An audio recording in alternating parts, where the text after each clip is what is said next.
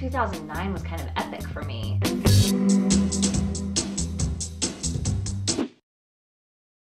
Hey guys, it's Giyen from Bacon is My Enemy. Oh, it's that time of year again. New Year's resolution time. And I know some of you guys don't do New Year's resolutions, but I do every year.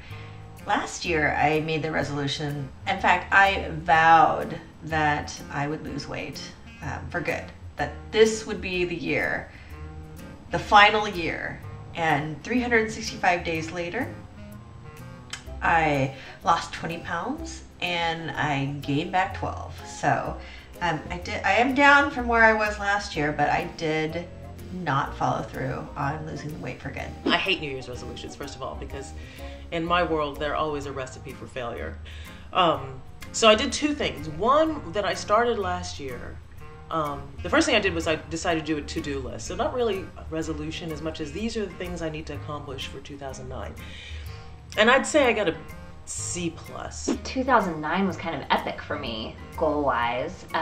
Karen, it sounds like you and I have similar ways of setting goals. I have like a to-do list that's actually up on my site. I call it my Mighty Life list, and it's 100 things I want to do before I die.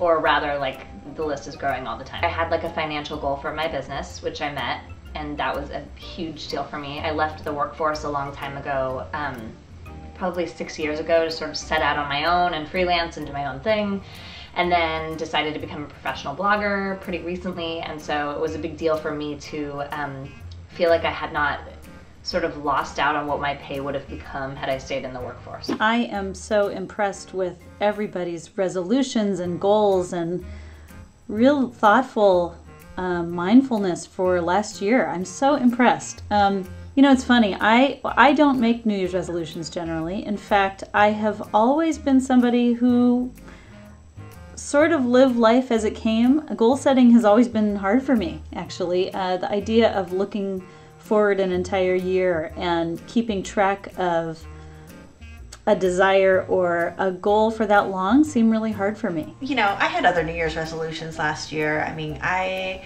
had the resolution to say yes to more things, and I definitely did that. I took a Korean class. I talked to my brother and sister more often, which I was completely estranged from them. You know, I got bangs. So I guess I did do a lot of things that I don't normally do, but the big one is losing weight, and I've made that same resolution every year. I've got my health, I've got my children, I've got my husband, my family is strong and together, and that I'm grateful for, but honestly, I am really grateful for the small things right now.